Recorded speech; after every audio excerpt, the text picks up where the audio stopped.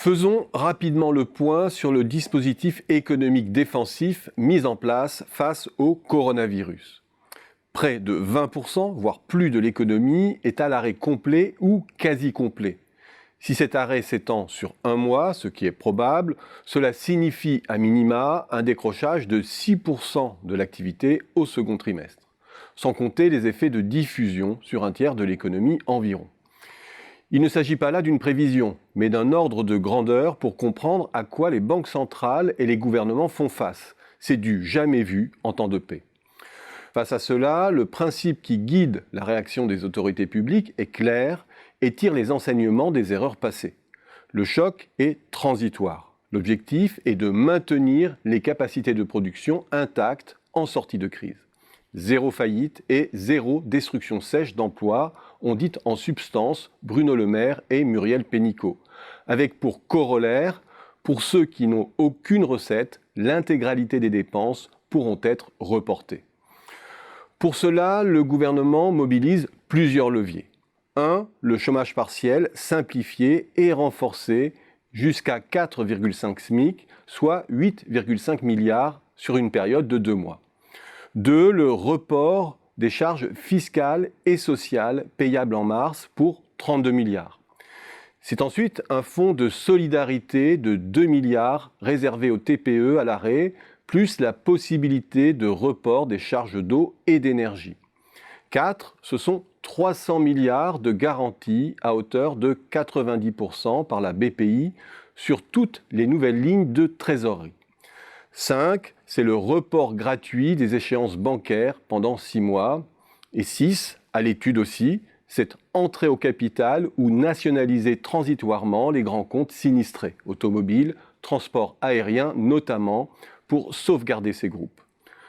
Côté BCE, il s'agit de préserver la fluidité de l'offre de crédit à l'économie réelle, à travers des opérations supplémentaires de lignes de crédit à long terme, les LTRO à conditions favorables, entre juin 2020 et juin 2021, ciblées sur les PME, et c'est ensuite l'achat supplémentaire de titres de dette d'entreprises et d'État pour 120 milliards d'euros d'ici fin 2020, afin de dégager de nouvelles capacités de crédit pour les banques.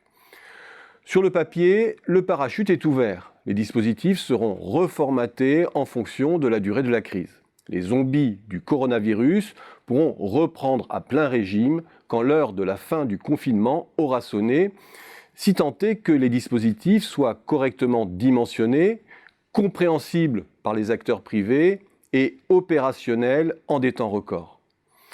Sauf qu'une nouvelle fois, on aborde une crise singulière, totalement inédite, avec les outils de la crise précédente, et que ça ne sera pas suffisant ni efficace.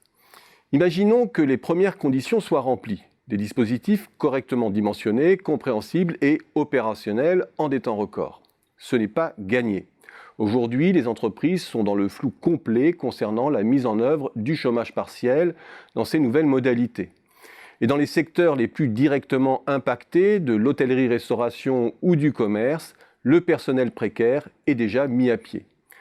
Quant à la BCE, à ce stade, elle est juste totalement à côté de la plaque en termes de dimensionnement. 120 milliards de rachats d'actifs, c'est 1% du PIB de la zone euro, c'est presque risible, tout autant que l'hypothèse de croissance qui sous-tend son action. 0,8% de croissance pour 2020 contre 1,1% estimé en décembre dernier pour la zone euro. Là où l'ardoise risque peut-être d'atteindre 5 à 10 points de PIB. Imaginons cependant que le parachute fonctionne et que l'essentiel des capacités soit préservé. Quel est l'après de cette mise sous perfusion ? Ce sont des dettes interentreprises en hausse considérable, ce sont des dettes fiscales et sociales qui courent et qu'il faut acquitter en décalé, même si le gouvernement est prêt à annuler ces dettes au cas par cas.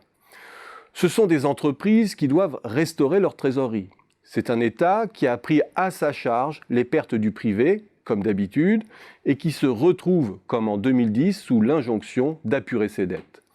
Bref, c'est un scénario de croissance en L, où, une fois de plus, la charge du choc passe par de l'austérité et est mutualisé à moyen terme sur les contribuables et les salariés.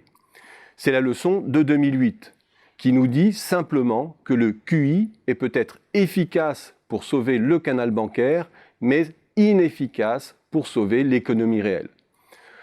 Pour éviter cela, il n'y a qu'une seule arme, faire évoluer les principes qui guident l'action publique. Ce qui est fait aujourd'hui sauve les meubles à court terme.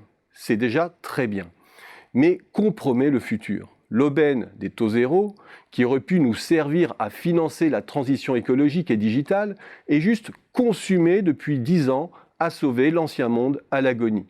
C'est un gaspillage terrible.